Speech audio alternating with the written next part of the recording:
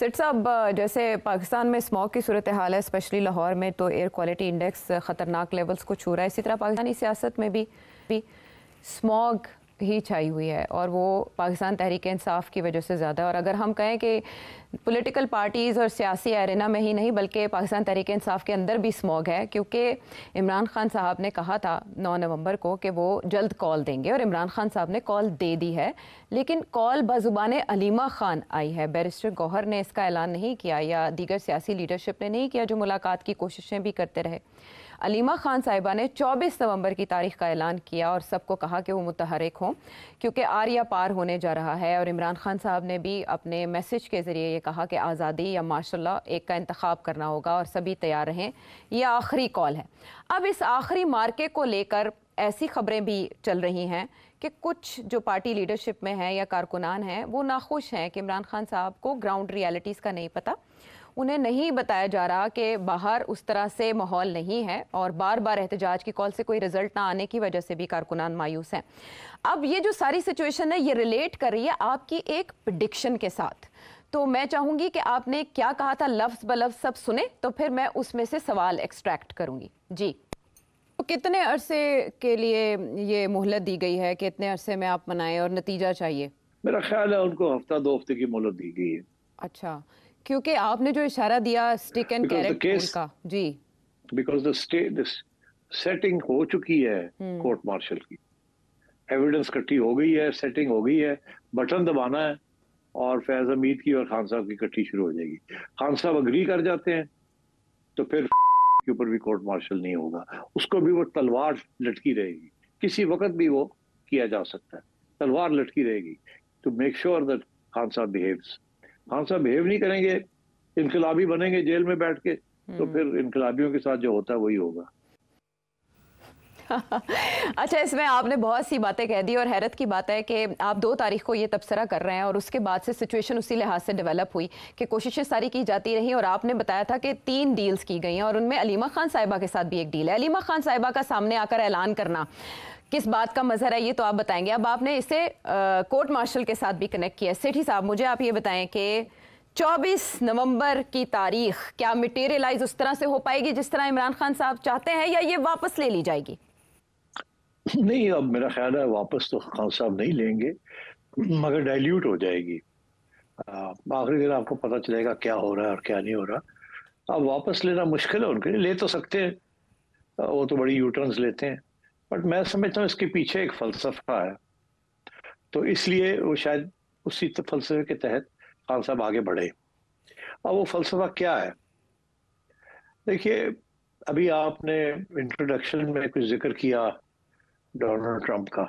जी, मैं आपको ये बताऊं कि पीटीआई की काफी उम्मीदें हैं कि डोनाल्ड ट्रंप की तरफ से इनको सपोर्ट मिलेगी और खान साहब को सपोर्ट मिलेगी। इसमें पीटीआई के लोग लॉबिंग भी बड़ी की है, उन्होंने कॉन्ट्रीब्यूशंस डोनेशंस भी दिए डोनाल्ड ट्रंप की कैंपेन में, और अभी भी लगे हुए हैं to get some statement out of Donald Trump, maybe a tweet और समथिंग। और खान साहब ये समझते हैं या उनको बताया गया है या उनका असेसमेंट है कि डोनाल्ड ट्रंप उनकी हेल्प करेगा। अब मेरा ख्याल है उसके बेसिस के ऊपर खान साहब ने अपनी सारी स्ट्रेटजी बनाई है, और वो बेसिस यही है कि डोनाल्ड ट्रंप की तरफ से अगर प्रेशर आएगा इस एस्टेब्लिशमेंट के ऊपर या हुकूमत के ऊपर, तो फिर शायद उनके लिए कोई रिलीफ हो। अब मैं आपको एक बड़ी इंटरेस्टिंग बात बताऊं, मेरा तो ये मौकफ था और अभी भी है कि डोनाल्ड ट्रंप जरूर कोई ना कोई बयान तो देगा, मगर क्या उस बयान की हैसियत क्या होगी? क्या वो इतना स्ट्रांग होगा कि उसके पीछे कोई एक्शन भी होगा, या सिर्फ बयान दे के फिर फारग हो जाएगा और फिर भूल जाएगा और समझेगा कि मैंने जो पैसे लिए हैं, लॉबिंग जो मेरे साथ हुई है, ये जो डोनेशंस हुई हैं for the election campaign, I have done my bit. एक तरफ तो ये असेसमेंट है, दूसरी तरफ ये है कि नहीं, Donald Trump and his family are close to Imran Khan, और डोनाल्ड ट्रंप डिमांड करेगा कि जी आप करें ये, और जब वो डिमांड करेगा तो फिर हमारी हुकूमत के पास कोई ऑप्शन नहीं होगी but to accept the demand. अच्छा, अब ये दो किस्म की थियरीज चल रही है। एक, पीटीआई वाले बड़े कॉन्फिडेंट हैं कि वो डिमांड करेगा और हुकूमत कुछ नहीं कर सकेगी, दे हैव टू कंसीड, इसको छोड़ो। दूसरा ये कि वो डिमांड नहीं करेगा, वो बयान देगा मगर कोई डिमांड वांड नहीं करेगा and nothing will change substantially. अच्छा, अब ये जो सेकंड थियरी है ना, डिमांड वाली, मेरा ख्याल है कि खान साहब इस पे यकीन करते हैं। अच्छा। और उनके लोग भी। अब जिस तरीके से खोसा साहब बात कर रहे थे, उनके वकील जो हैं, कि वो तो होगा ही होगा, डोनाल्ड ट्रंप आएगा तो ये हो जाएगा, और बहुत सी उम्मीदें वाबस्ता है इसमें कि जी डोनाल्ड ट्रंप जो है वो करेगा। अच्छा, अब एक बड़ी इंटरेस्टिंग, इसमें दो पहलू हैं। एक तो ये कि अगर ये इमरान खान समझता है कि ये डोनाल्ड ट्रंप करेगा, तो फिर या उससे करवाना है हमने, या करेगा या करवाना है, तो फिर इट मेक्स सेंस कि अभी प्रेशर डाला जाए डोनाल्ड ट्रंप के ऊपर कि वो कोई थोड़ा बहुत ट्वीट शीट्स कर दे, और जब वो जनवरी में आएगा तो फिर उस वक्त तक इतना बिल्डअप कर दिया जाए प्रेशर कि डोनाल्ड ट्रंप डिमांड करे। ये दो डायमेंशंस हैं गोइंग फॉरवर्ड जी। अच्छा, अब तो उससे उस सिलसिले में खान साहब फिर यहाँ किस किस्म का कार्रवाई करेंगे जिसके साथ प्रेशर बिल्डअप होगा और डोनाल्ड ट्रंप ना हो कि वो ट्वीट करे, या इसके बाद जब वो आए पावर में तो डिमांड करे। ओके। अच्छा, अब सिचुएशन ये है कि पीटीआई यूएसए ने तो बहुत मेहनत की है इसके ऊपर, और लॉबिंग फर्म्स भी हायर की हैं और डोनेशंस भी दी हैं और डोनाल्ड ट्रंप को सपोर्ट भी किया है। जो पीटीआई के अलावा भी वहाँ तो अमेरिका में तो 80-90% जो प्रोफेशनल लोग हैं, they all support Imran Khan and they been lobbying American congress. आपने देख ही लिया, काफी successfully they done a great job for Imran Khan. जी जी। अच्छा, अब बात यह है कि आई थिंक खान साहब ये यकीन रखते हैं इस बात पे कि अब मुझे ज्यादा से ज्यादा गड़बड़ करनी है और इंटरनेशनल अटेंशन कराना है, और ऐसी चीजें होनी चाहिए पाकिस्तान में जिससे इंटरनेशनल मीडिया जो है थोड़ा बहुत फिर पाकिस्तान पे फोकस करे। तो इसलिए वो पीछे नहीं हट रहे, इसलिए वो कह रहे हैं कि कैरी ऑन, कुछ ना कुछ करो, keep stay in the news. अच्छा, अब मसला ये है कि पार्टी थक गई है, पार्टी के अंदर डिविजन्स हैं, काफी क्रैकडाउन्स हुए हैं, और लोगों ने पैसे भी खर्च किए हैं और वो और पैसे भी नहीं खर्च करना चाह रहे, और जितने लीडर्स हैं उतनी स्प्लिट फैक्शंस बन चुके हैं पार्टी के अंदर। अभी आपने कहा कि एक तरफ फलीमा है, दूसरी तरफ गंडापुर साहब हैं, फिर तीसरी तरफ और वो वकील हुजरात हैं एंड सो ऑन। तो ये इस किस्म की चीजें चल रही हैं पार्टी के अंदर और कोई इत्तेफाक नहीं है और मोटिवेशन नहीं है। अब खान साहब और उनके ये लोग जो कह रहे हैं कि डिमांड करवाना है, they are trying to motivate the party and its leaders, मगर पार्टी एंड इट्स लीडर्स जो है वो थक चुके हैं, काफी अरसे से ये चल रहा है ना। और सो देयर इज दिस कशमकश going on and Khan is insisting कि आप ये करें ताकि कुछ ना कुछ अटेंशन रहे, ये ना हो कि बिल्कुल ही ठप हो जाए और फिर डोनाल्ड ट्रंप ट्वीट भी ना करे और जब आए तो कोई प्रेशर ना हो। सो आई थिंक खान की स्ट्रेटजी ये है कि 5,000 बंदा भी आता है तो आए, 2,000 बंदा भी आता है तो आए, लड़ाई झगड़े हों, कोई डेड बॉडीज मिल जाएं, कोई पुलिस का तशद्दुद हो जाए, कोई कुछ ना कुछ हो ताकि it stays in the news. अच्छा। एंड हमारे लोग जो अमेरिका में बैठे हैं, they can continue to approach Donald Trump. तो I think that is the strategy that Khan is working on. और मैं जाते जाते कह दूं, हमारे एक दोस्त हैं, उन्होंने हमें एक ईमेल डाली है, उन्होंने कहा नजम सेठी एक किताब है उसको पढ़ो। मैंने कहा अच्छा, कौन सी किताब है? तो उन्होंने कहा जी किताब का नाम है फ्रॉम डिक्टेटरशिप टू डेमोक्रेसी, और वो किताब जो है वो अगर आप पढ़ेंगे तो आपको पता चलेगा कि किसी ने पढ़ के उसकी छोटी समरी बना के खान साहब को दे दी है। उसका सब टाइटल है कि पीसफुल रेजिस्टेंस के साथ कैसे आप डिक्टेटरशिप को अटैक कर सकते हैं और अंडरमाइन कर सकते हैं। और वो बड़ी पॉपुलर किताब है, उसकी बड़ी एडिशंस निकली हैं। उसका जो ऑथर है उसका मैन कॉल्ड जीन शार्प। तो अब वो किताब मैंने ऑर्डर की है, मैंने कहा पढ़ ही लेते हैं। अब मेरा ख्याल है कि खान साहब अब के किसी ने वो सारा कुछ लॉबी वाले ने किसी ने बताया इनको, लॉबिंग फर्म ने, कि वो आप पॉलिसी फॉलो कर रहे हैं। of resistance, how to continue resistance and so on. कल मैं वो कोशिश कर रहा हूँ कि पढ़ के उसके मेन पॉइंट्स जो हैं वो आपको बताऊं वो क्या है, but it's worth looking at and I certainly will look at it. तो विल नो खान साहब strategy from that book if this friend of mine is correct कि उसने तो बिल्कुल वही कर रहा है जो इस किताब में लिखा है. अच्छा सेठी साहब, आप किताब पढ़ेंगे, इमरान खान साहब नविश्ता दीवार पढ़ रहे हैं और कुछ उनके पेश नज़र ज़रूर है कि उन्हें पता है बाहर पार्टी जो है वो उसके अंदर इतने धड़े हैं, इतना इख्तलाफ राय है, तकसीम है पार्टी और तैयारी भी नहीं है. 2 हफ्तों के अंदर कन्वेंशंस और कॉर्नर मीटिंग्स के बगैर किस नौयत की तैयारी होगी, वो भी तब जब आपकी पहले डी चौक की कॉल और लाहौर का जलसा फ्लॉप हो गया. अली अमीन गंडापुर साहब कितनी देर तक गायब रहे, इसके बावजूद उनका कॉल देना तो ये जाहिर करता है कि वो कुछ ऐसा भांप रहे हैं जिसकी तरफ आपने भरपूर इशारा किया, आपने उसका इहाता कर दिया कि उनको क्या नजर आ रहा है. बट डू यू थिंक कि वो जो डील थी वो नाकाम हो चुकी है जिसका मैंडेट दिया गया था अलीमा खान को, या अली अमीन गंडापुर साहब को और इमरान खान साहब कुछ और ही देख रहे हैं? जी हाँ, मेरा ख्याल है, लगता मुझे ऐसे ही है कि जो ऑफर किया गया था ये डिलीवरी नहीं कर सके. ना गंडापुर साहब डिलीवर कर सके हैं, ना अलीमा खान डिलीवर कर सकी है, ना कोई और, मेरा ख्याल है. और अभी आपने देखा उनके जो वकील साहब हैं फैसल चौधरी, उन्होंने भी आके यही कहा, और अलीमा ने 2-3 दिन पहले मेरा ख्याल कहा था कि सड़कों के, इमरान खान कह रहा सड़कों के ऊपर फैसले होंगे. ठीक है ना, याद है आपको? जी बिल्कुल याद है. अब तो ये आप वाली बात सही है कि पार्टी के जो लीडर्स हैं दे आर नॉट कीन कि फिर से एक दफा कोशिश की जाए. वो मतलब है कि सिंध के अंदर खान साहब ने कहा आप वहीं करें जो कुछ करना है, उनको पता किसी ने नहीं आना. पंजाब में उन्होंने कहा कि आओ आओ केपी चलो जाके वहां से इकट्ठे होके तो आप आओ. मेरा ख्याल है गंडापुर साहब का चारा कोई नहीं, वो फिर ड्रामा तो करेंगे ही.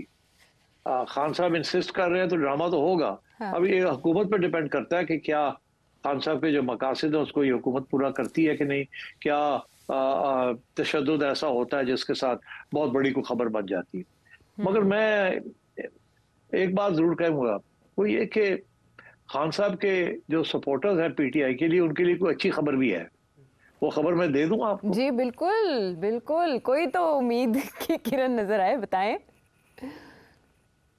हाँ, वो ये है कि एक बहुत बड़े इंटेलेक्चुअल हैं जिन्होंने अमेरिकन डेमोक्रेटिक गवर्नमेंट के साथ काम भी किया है पुराने जमाने में, और he is an expert on the middle east and American foreign policy.